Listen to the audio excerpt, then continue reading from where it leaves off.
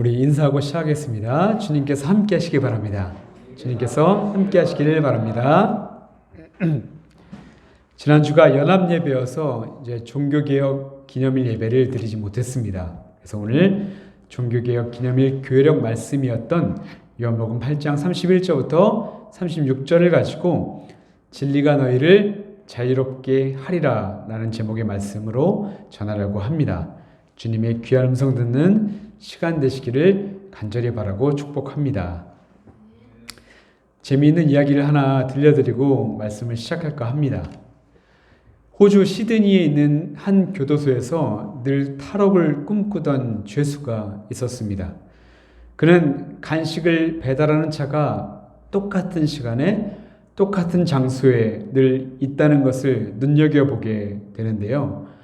그래서 그는 감시가 소홀한 틈을 타 은밀히 그 차 안에 숨어들게 됩니다. 숨소리조차 낼 수 없는 좁은 공간이었고 온몸은 땀으로 흥건해져 고통스러웠지만 그는 자유로운 삶을 기대하며 꼭 참아내었습니다.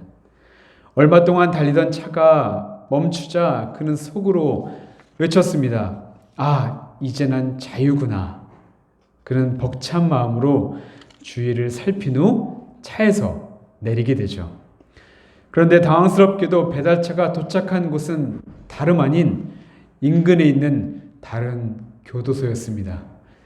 배달차가 또 다른 교도소에 간식을 배달하려고 도착했던 것이죠. 결국 그는 붙잡혀 다시 감옥으로 돌아가게 되었습니다. 그가 정말 자유를 소망하며 탈출했던 곳이 결국에는 또 다른 감옥이었다는 것이죠. 여러분, 자유가 무엇일까요? 제가 국어사전으로 보니까 외부적인 구속이나 무엇에도 얽매이지 않고 자기 마음대로 할 수 있는 상태를 자유라고 정의합니다.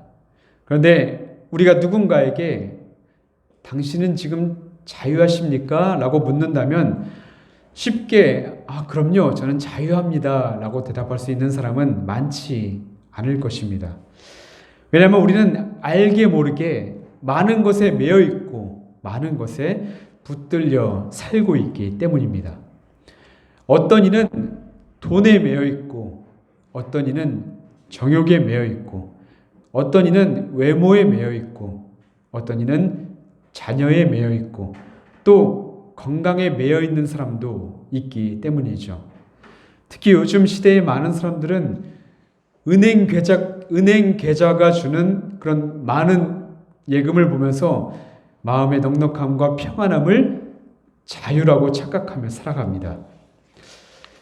그러나 분명한 것은 이렇게 세상에서 찾는 자유에는 한계가 있다는 것이고 결국 창살 없는 감옥에 갇혀 또다시 거짓 자유를 찾아 헤매이는 현실에 우리는 분명 마주하게 될 것입니다. 그래서 오늘 말씀은 우리에게 정말로 중요한 말씀입니다.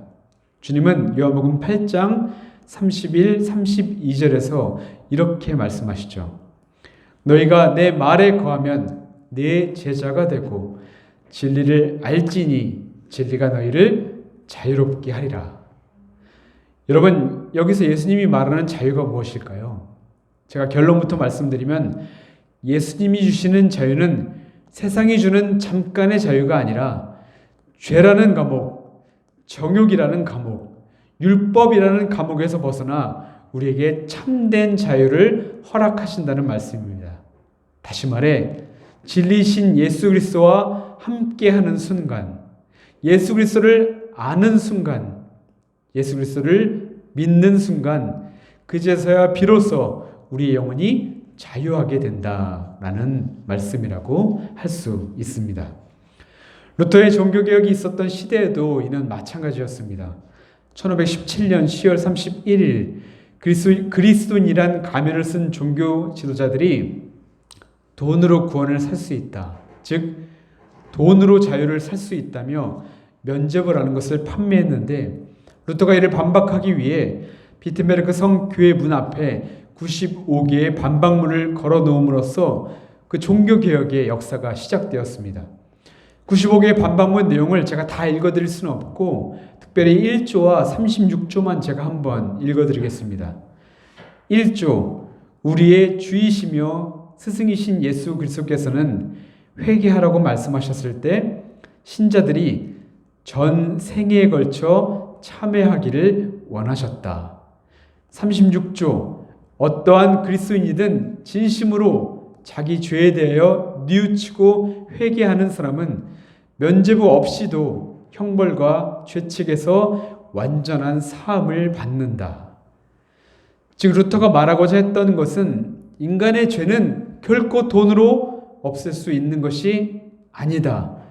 우리의 삶 전체에 있어서 지속적인 회개가 필요하며 하나님은 진정으로 회개하는 자에게 완전한 죄사함의 은혜, 참된 자유를 허락해 주신다라는 것이었습니다.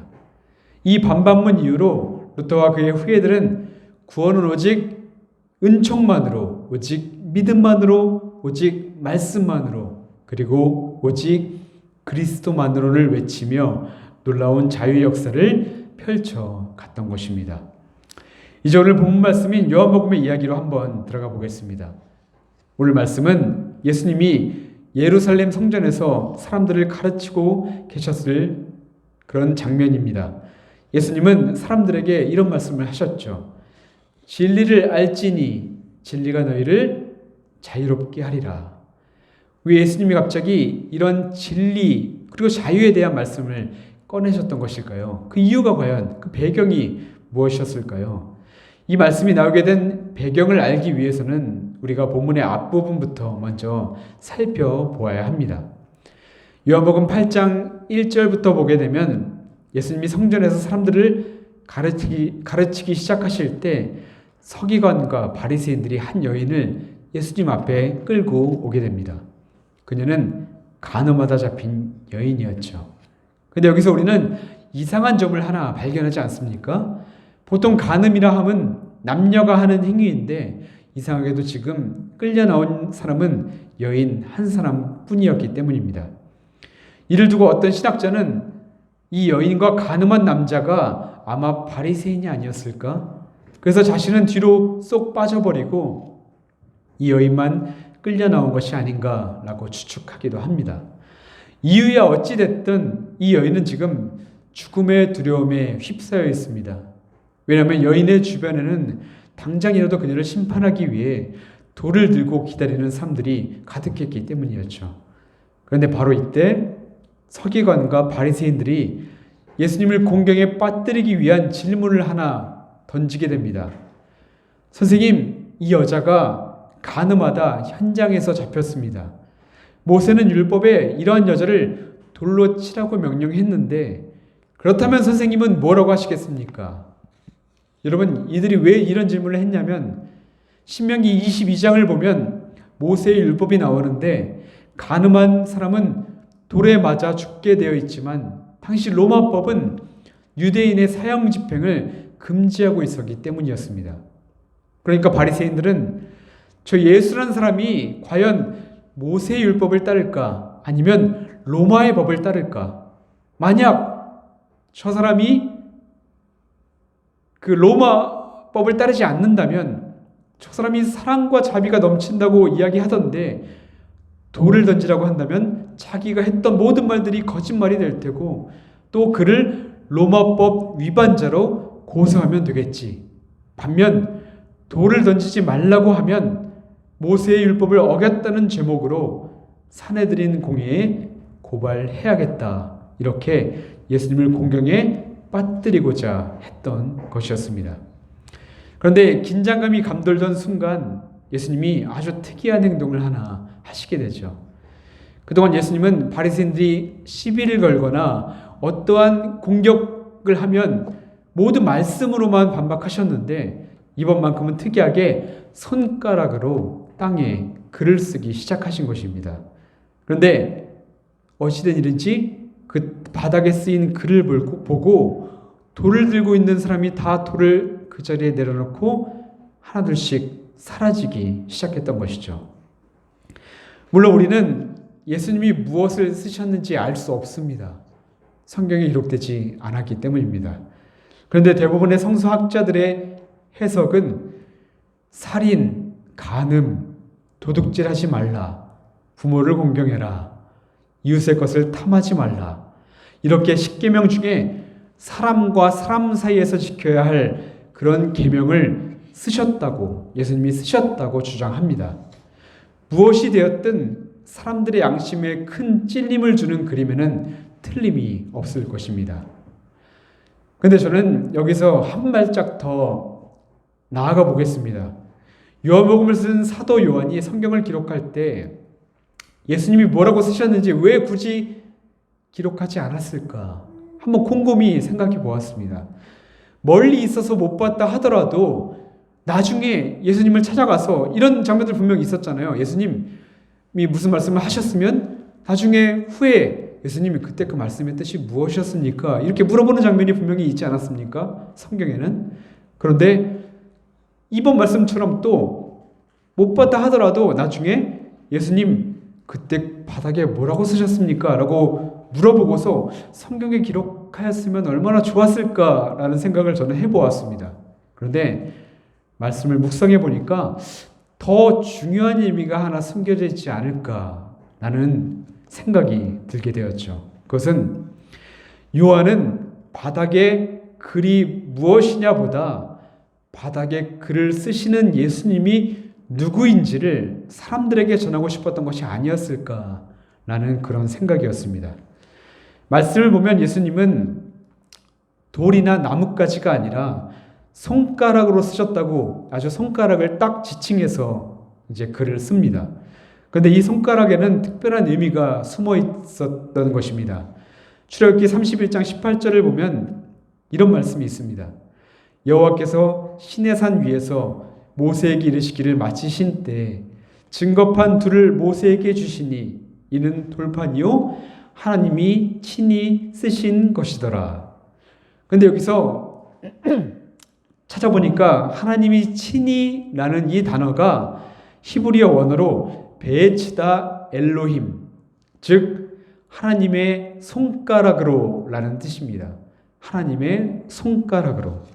이것을 70인역에서는 헬라어로 토 다크틸로 투 세우로 번역했는데 이것도 손가락이라는 단어와 똑같은 단어로 해석합니다. 근데 여기는 하나님의, 오늘 본문에는 하나님의 라는 단어만 빠져 있죠. 그래서 왜 하나님의 라는 단어만 뺐을까 생각해 보았더니 그것은 예수님께서 바로 그 하나님이시기 때문이 아닐까라는 생각이 들었습니다. 즉 예수님이 손가락으로 바닥에 십계명을 적으시는 것은 너희 앞에 있는 내가 바로 십계명을 두 돌판에 쓴 그 하나님이며 내가 진정으로 너희 죄를 사할 수 있는 그런 사람이다. 그런 하나님이다. 넌 나를 믿기만 해라. 라는 선언이 아니었을까 조심스럽게 한번 해석해 보게 되었습니다. 그렇게 글을 쓰신 예수님은 몸을 일으키시더니 이런 말씀을 하셨죠. 너희 중에 죄 없는 자가 먼저 돌로 치라. 모두가 떠나갔고 텅 빈 성전 마당에는 예수님과 여자 단 두 사람만 남게 되었습니다. 히포의 주교였던 아우구스티노는 이 순간을 아주 아름답게 표현했는데요. 모두가 다 빠져나가고 오직 둘만 남았다. 우리 인간을 대표하는 비참한 인간과 하나님의 자비 둘만 남았다. 그렇게 자비하신 예수님은 여인에게 이제 죄의 사면을 선포하십니다. 나도 너를 정죄하지 아니하노니 가서 다시는 죄를 범하지 말라. 여러분, 예수님의 말씀이 끝나자마자 여인의 얼굴에는 눈물이 가득 차지 않았을까요? 예수님의 사랑과 자비를 경험한 그 여인은 그제서야 죽음의 공포에서 벗어나 죄로부터 완전하게 자유하게 되었고 세상이 줄 수 없는 영원한 감격과 행복과 평안함을 누릴 수 있게 되었던 것입니다. 오늘 보면 32절에서 예수님이 말씀하셨죠. 진리를 알지니 진리가 너희를 자유케 하리라. 이 말씀에 나오는 진리가 바로 우리 예수님을 뜻합니다. 그러니까 오늘 말씀이 의미하는 것은 예수님을 만난 사람, 예수님의 사랑과 자비를 깨달은 사람, 그리고 그 예수님 앞에 진정으로 회개하여 죄를 용서받은 사람, 이런 사람만이 참 자유를 얻게 되고 그 사람은 세상이 줄 수 없는 참된 기쁨과 소망으로 살 수 있게 된다라는 그런 말씀인 것입니다. 여러분, 오늘 말씀을 자세히 보면 오늘 말씀에는 간음하다 잡힌 여인뿐만 아니라 서기관, 바리새인, 또 많은 유대인들도 등장합니다. 그들도 여인과 똑같이 예수님을 만났던 사람들이었습니다. 그런데 그들은 예수님을 만나고서도 진정으로 자기의 죄를 회개하지 않았습니다. 아니, 자신이 죄인이라고 전혀 생각하지 않았습니다. 왜냐하면 스스로가 자신은 의로운 존재라고 믿었기 때문이었고, 그들에게 있어서 죄로부터 자유롭게 되는 것은, 즉 인간이 구원을 얻을 수 있는 방법은 그저 율법을 잘 지키는 것이었고, 내가 어떤 행위를 통해서 나의 공로를 쌓으면, 천국 마일리지를 쌓으면 얻을 수 있는 그런 것이라고 믿었기 때문이었습니다. 그렇게 그들에게는 예수님이 필요가 없었던 것입니다. 예수님의 사랑과 자비가 필요 없었던 것입니다. 자신들의 의를 쌓기에 혈안이었던 그들은 결국 진리이신 예수님을 만나고서도 그 자리를 떠나고 말았던 것이죠. 우리가 다시 한번 루터의 시대로 들어가 보겠습니다. 당시의 상황도 크게 다르지는 않았습니다. 사람이 선행과 금식기도와 또 고행과 자선과 성지순례 등을 행하면 하나님께서 그 공로를 보시고 구원하신다는 그 공로 사상이 아주 팽배했던 시대였습니다.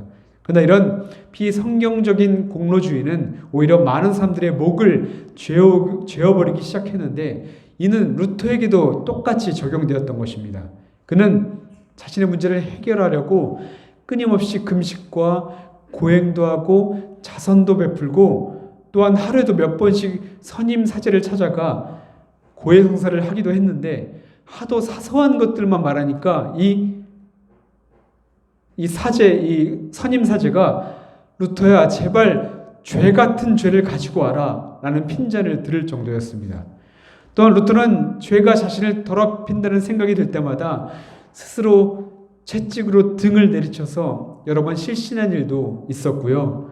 1511년에는 로마 라테란 성당에 빌라도 계단이라는 곳에 가보면 28개의 대리석 계단이 있는데, 당시 가톨릭의 가르침에 의하면 그 계단을 무릎을 꿇고 올라가면서 주기도문을 외우면 죄를 용서할 수 있다고 가르쳤습니다. 그래서 루터는 주기도문을 외우면서 무릎에 피멍이 들면서까지도 계단을 끊임없이 오르락 내리락 했던 것이죠. 그러나 루터는 이 모든 것을 다 하면서도 나의 죄가 씻기지 않는 것 같다라는 고백을 하게 됩니다.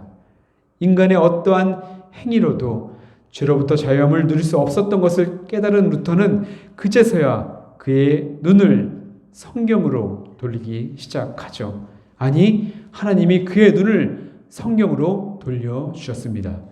그리고 갈라디아서 2장 16절에서 복음의 빛을 하나 발견하게 되죠. 제가 읽어드리겠습니다. 사람이 의롭게 되는 것은 율법의 행위로 말미암음이 아니요 오직 예수 그리스도를 믿음으로 말미암는 줄 알므로 우리도 그리스도 예수를 믿나니 이는 우리가 율법의 행위로서가 아니고 그리스도를 믿음으로써 의롭다함을 얻으려 함이라.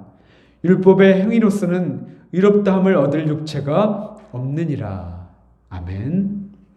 우리의 공로, 우리의 행위, 우리의 돈, 우리의 명예가 아니라 우리를 이처럼 사랑하사 예수 그리스도를 이 땅에 보내시고 그분이 십자가에서 우리의 죄를 감당하시고 거룩한 피를 흘리셨음을 믿게 될 때 우리가 구원을 얻는다는 것을 깨닫게 되었던 것입니다.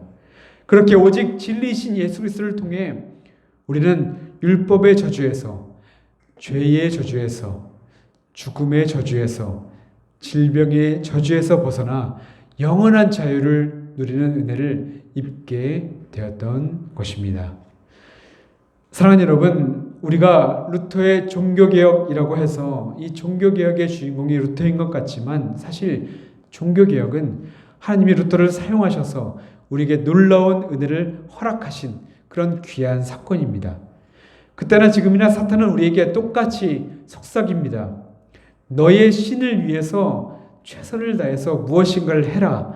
그러면 너에게 보상이 따를 것이야. 그래야만 구원도 얻을 수 있어. 그러나 하나님은 우리에게 도리어 이렇게 말씀합니다. 아니야. 너희가 할 수 있는 것은 없어. 너희가 할 수 없으니까 내가 해줄게. 내 아들 예수가 이미 너희 대신에 죄값을 다 치루었으니까 너희는 그저 믿기만 하렴. 난 그것으로 충분하단다 라고 말입니다.